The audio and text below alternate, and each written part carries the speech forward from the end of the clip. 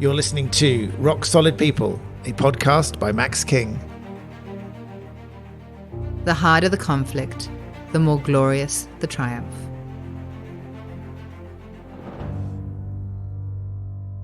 Welcome to Rock Solid People. It's a podcast about amazing individuals in the disability space. My name is Max King. I'm the CEO of Care Support, and we're very pleased today to have with us the CEO and founder of Karista, Danielle Bodinnar. Welcome to the podcast, Danielle. Thank you. Good to be here. Thanks for your time. Thank you very much. Now, Karista, obviously, we're very keen to learn all about that and a little bit about you and your background. It's an interesting time to be talking all things matching platform-based, and I think the importance of the platforms really comes to the fore when we talk about the isolation that potentially lockdowns and COVID has generated. You're in Melbourne. I'm coming to you from south of Sydney. Both of those cities are in lockdown. I don't know when the New South Wales is going to be lifted. And you guys, look, I think it was 102 days. I heard that you'd been in lockdown previously. Don't want to get too caught up in COVID talk because that's all we see on the news. But and I'd be keen to see how it's affected your business. But Danielle Bodinnar, tell us a little bit about yourself, your background, and how Karista was born and what Karista is. Okay, so I'm Danielle Bodinnar, CEO and founder of Karista. We call or refer to ourselves, for those that don't know anything about NDIS, much like the Match.com of the disability care industry in Australia. And we were born out of this new concept of the NDIS being consumer directed. I'd previously been the general manager of a healthcare business across Australia and New Zealand where we sold and marketed Tenor products, which is incontinence pads. So I'd learned a lot and I knew quite a few providers in the space, both aged care and disability. And what I knew about them was that they had a really difficult problem to solve and they were very good at care, but what they struggled with was to market, reach their target audience. And so the biggest challenge I think around the NDIS is making sure that the participant and their family members get the very best care the first time around.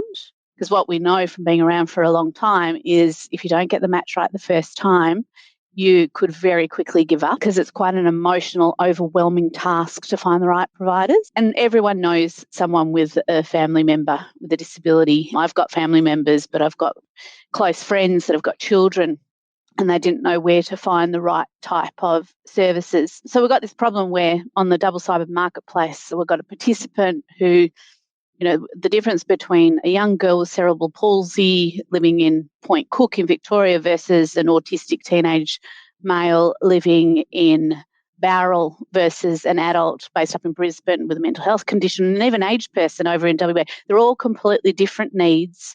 They all are in different areas and they have a unique team that they need to build around themselves in order to build their capacity. So we've built a system and it's a hybrid product. It's part tech, part people, where we quickly and seamlessly triage. So we consider all things like where the participant is, what their diagnosis is, how functional they are across different anomalies, what they care about, what language they speak, what cultural background they have, where they want to have the services at home, in clinic, at school, wherever. So we do all of that.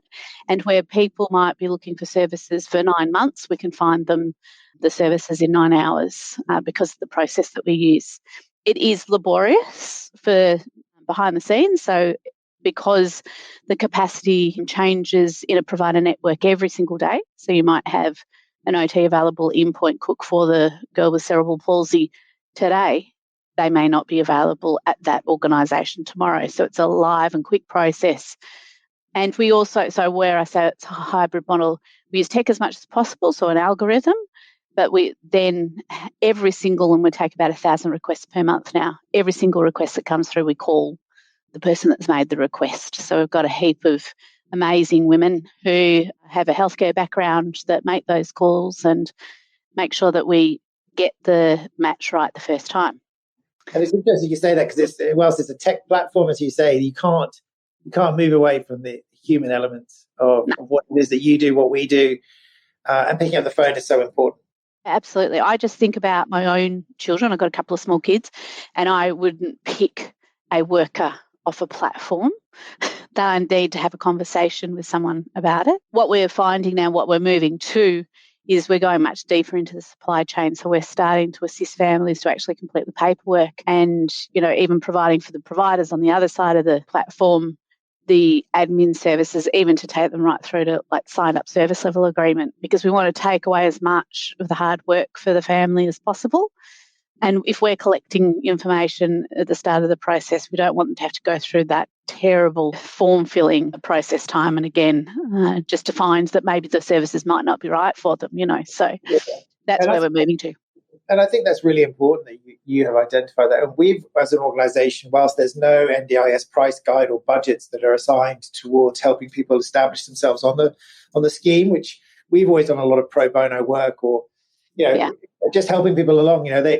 We've never put a caveat that they have to be coming to us for the services after they get accepted or anything. We've very much been of the opinion that it's easy for us. We've done it a million times. We understand how to navigate the complexities, and if we can help people hold their hand or just advise them on how that as you say, it's a very tough system to navigate. As you mentioned when we started this conversation, a quick knockback, and you can suddenly go and bury your head in the sand and decide that it's all too hard. And in fact, the last example I've got of that is a friend of mine. He's a doctor. I was helping his brother get onto the scheme, and it was a conversation I had with him 4 years ago. I had it 2 years ago, and finally we managed to get them across the line. And this is a professional family that have every skill set in the world to actually navigate this. They just it all got into the too hard basket. And to me, that if they're struggling with that, you can only imagine that there are a number of people who've had other issues in their lives, other challenges that makes it very difficult for. So that's exciting. And then one of the questions I had for you essentially is, what is Karista's long-term plan? What's your vision? Tell us a bit about that. So we're scaling up at the moment, and we're a for-profit company, but for social good, really. But we have a group of investors that have invested in the company, and we'll be going back out for investment again soon, where we'll be using technology as much as possible. So what we do currently with our team is, we probably talk too much to clients. There's a way in which the machine can serve up suggestions and things like that. So we're investing in technology around that, and also being able to predict or subtly suggest to mum or dad the types of services that might be needed based on another like family and like circumstance. So we've taken nearly 20,000 requests to date. So we've got lots of data that we haven't used or accessed. Because of who we are and what we do, it's all hidden. I can't even access that type of data. But at the right time, we'll use the trend analysis to try and build the best process to seamlessly match a participant up with a full team and get the services cranking along and consistent, and then even building in some best practice. We know that care planning meetings with the entire team is a really good way to get goals aligned, to make plans to move forward. And we've seen amazing things happen from facilitating that type of stuff. There's a way you can do it with technology, so we're really tapping into that. And that's, what our future looks like. We did think about different funding schemes like home care packages, which we dabble a little bit in, and, TAC and private health insurance, things like that. But there's so much more to do around NDIS. We're pretty much sticking to the space. Even other countries, where there's no needs. There's so much work to do here. We're busy doing that. And look, all that can come in time.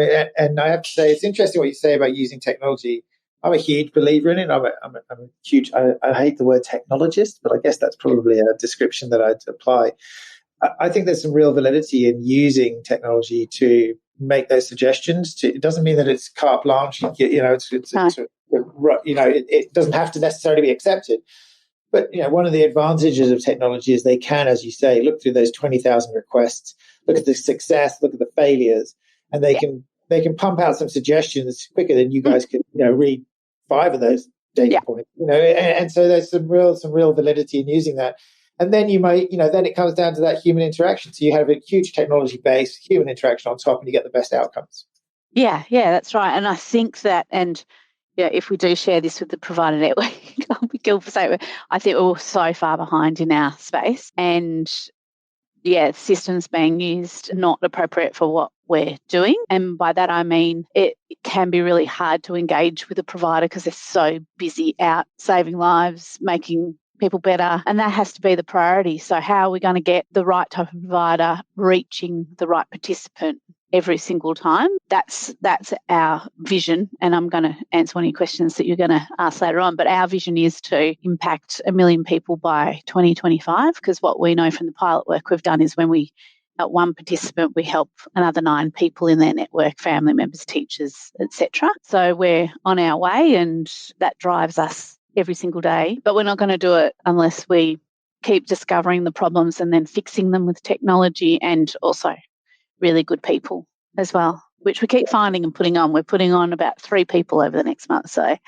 it's going well. So how big's the team now? And we've got about 12 people across client services or customer service, product, accounts, and BD, and we're investing in more of the tech team coming up and more client services because of our growth. Yeah, so our future, well, we're really quite careful about how much volume we take in, because we want to call every single person that makes a request. So there's more scope for us to grow, but we will only trigger that growth by putting the right people on so that we can have that conversation with participants as they go through the process. So, yeah, that's how we work. It's a challenge to have to sort of, to be able to constrain growth on the basis that, it's on your terms. And maybe just a slight sort of left field question, but you've obviously come from corporate. Any big takeaway lessons from that? Is it something you've always wanted to do? Have you always been, I know it says entrepreneurial in your, just in the bio and on LinkedIn.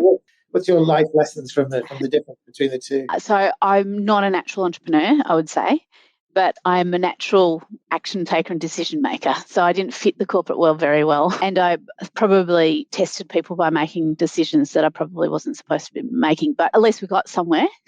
And I was always used to asking for forgiveness rather than permission. And so I can do that now without. I do remember some large deals I did and yeah, some big decisions I made that I probably wasn't, authorised to do, but it saved companies millions of dollars. And I won out of it. But then I thought it's probably not the right place for me, is the corporate world, because I do that. And this is the perfect place for me because I make the decisions with the team, really.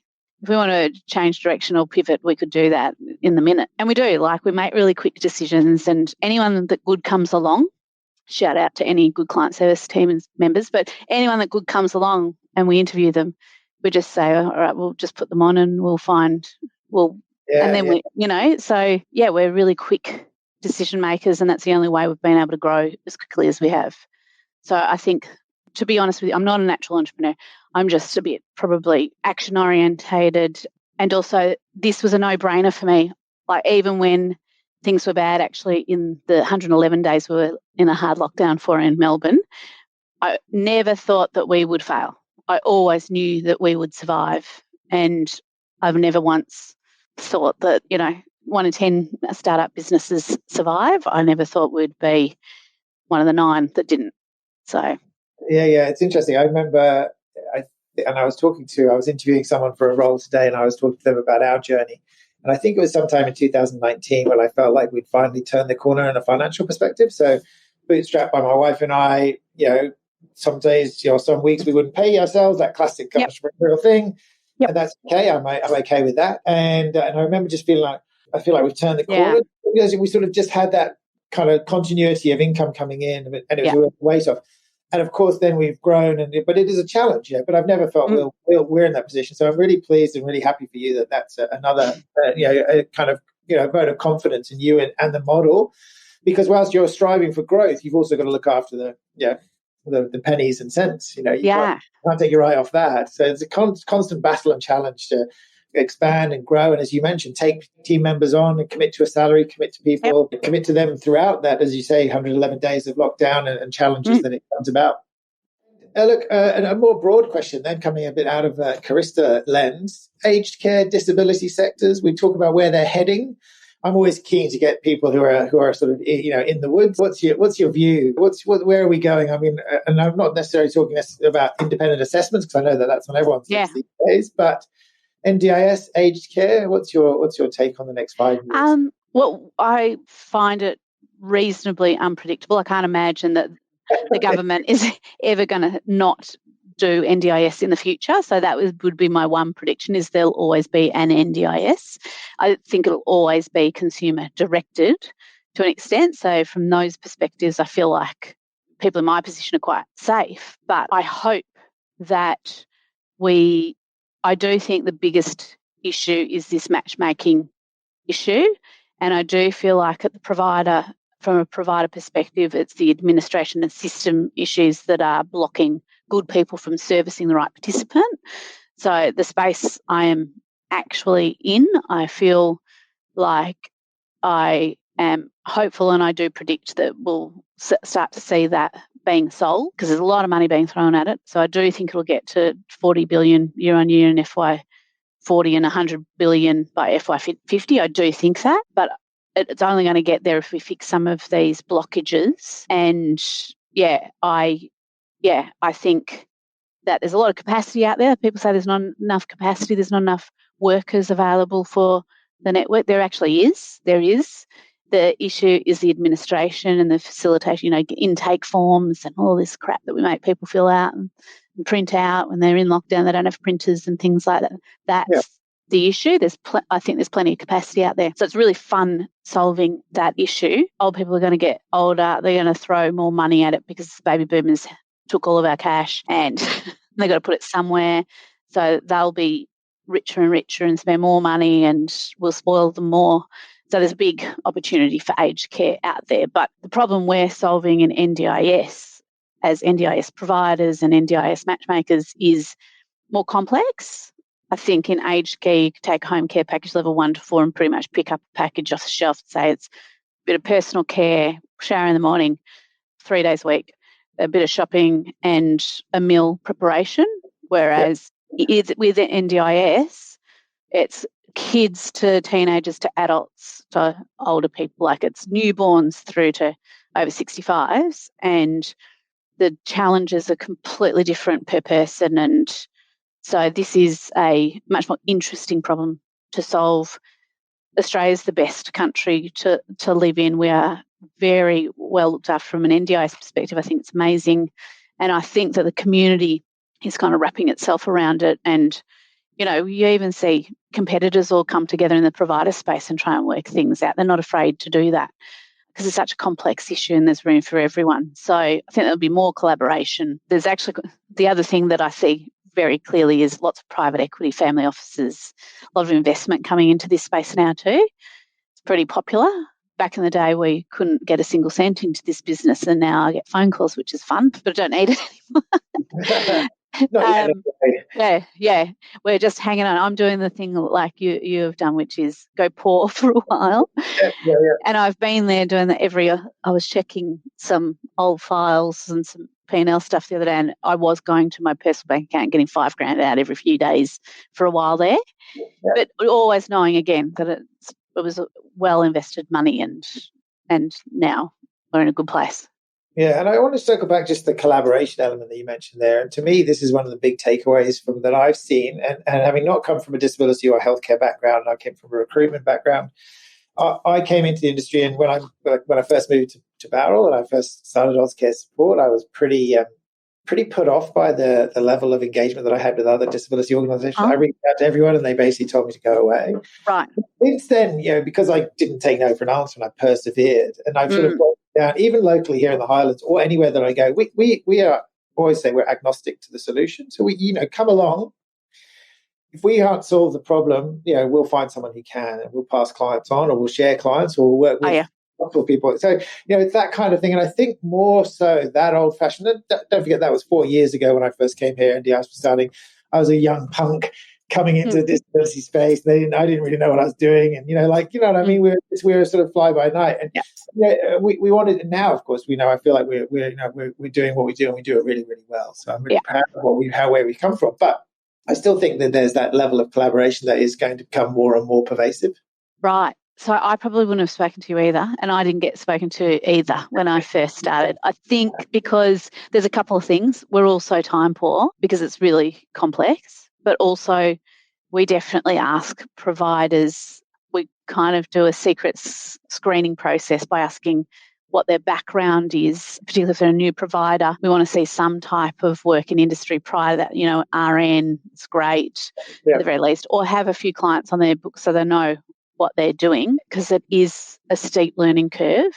The other issue is there is fraudulent activity, to the value of predicted around $2 billion year on year in the space. So not everyone is perfect in this space. The majority of people working in industry are amazing, and you probably wouldn't do it otherwise, but you do have to be careful. But I do see more and more, and I'm lucky enough now, much like you, to be as far down the track that we do get good engagement. But I think it doesn't hurt to have that testing period, because you have to be pretty resilient in this space. So if you haven't got that perseverance, you probably don't belong. Oh, look, it was water off a duck's back to me. Because I could be, you ask my close friends to tell you I'm a pest. If I want something, nice. I'll go get it. Perfect. We came from recruitment. I come from a sales background. I was selling condoms. So. And there's I still think our mission statement, which is to empower great futures for our clients and their families, that still resonates with me. I mean, it's very important to me that we deliver that. And I think, it's interesting to see, Karista doing that as well. You mentioned you've had 20,000 interactions and you want to positively impact 1 million people. I mean, I think that's so amazing, so powerful. I've never heard of the 1 to 10 ratio, but I'm going to try and steal that, I think. Do. Because I always talk about 10,000 clients. So if I say I've got 10,000 clients and we affect 100,000 people, I'd be super proud of that as an organization. To get into that sort of six figures basis. Yeah, well, I mean, I always talk about great futures for clients and their families. And I guess when you talk about that, you're probably talking about, there's got to be, 5 or 6 people that you're affecting if you have a client, generally, plus. So, I think that's good. But at the same time, the figure you just quoted there, $2 billion of fraud, I have to say, we've come across a number of instances of financial irregularities, financial abuse, which we reported to the Commission and the fraud team. It is concerning when you see it. I haven't seen a figure of 2 billion anywhere, but I'm concerned with that. I mean, I don't know if that. I mean, and I don't want to dwell on the negatives here, because I do think that's a large number. I haven't seen it written, but I've just heard about it, and I don't think it's just your strict claiming, for a client and haven't delivered any of the services. But I think there's just a little bit of taking bits around the edge that's the problem. So making an assumption that you'll charge a certain amount for a report, for instance, even if you do, 3/4 of the hours, that's still, to me, not appropriate activity. And perhaps that it includes that. But I haven't seen it written anywhere, so quote me or not, but I do think that, I guess, there's some activity, and we've definitely seen some providers that they've quoted in one instance, and then we've had feedback that they haven't delivered the services and taken more cash out of a plan. And with those, we do exit them and unsubscribe them from the platform. In fact, now we can pretty much, from the questions we ask, kind of sniff it out. And and we work with both new providers and long-established providers. Fantastic. It doesn't matter how quickly they've entered or been around.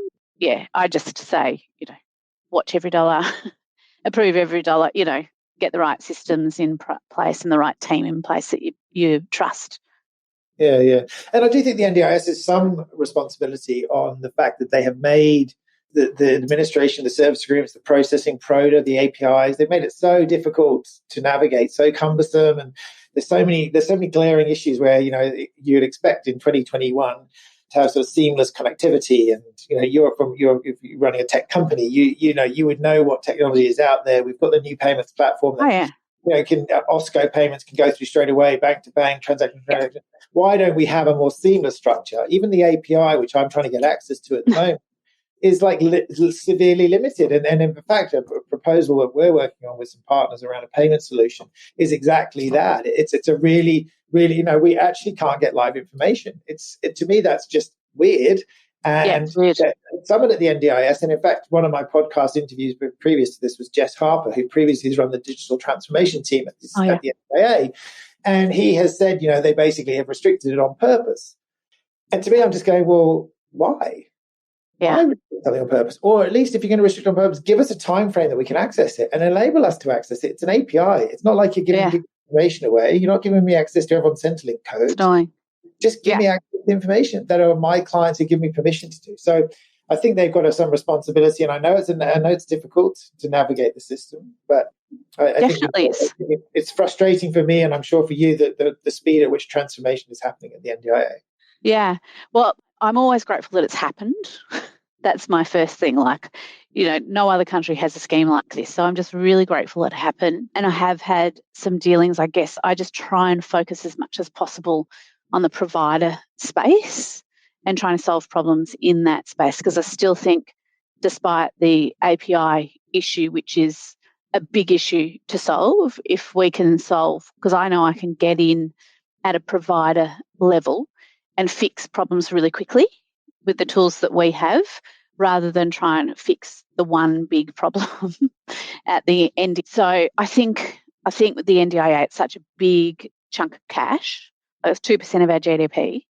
And we were spending like 0% of our GDP on this before. So it's a lot of cash. It's very political.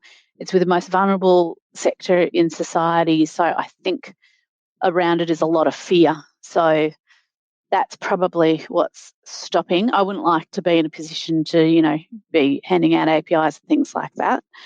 But I know it's frustrating. I think rather than get annoyed, because I've been annoyed about it before, I've tried and really annoyed. So what I've had to do is step back and go, what can I do that's not going to annoy me, that's going to make a difference? So my annoyed period finished about a year ago. And so that's what I've been trying to focus on.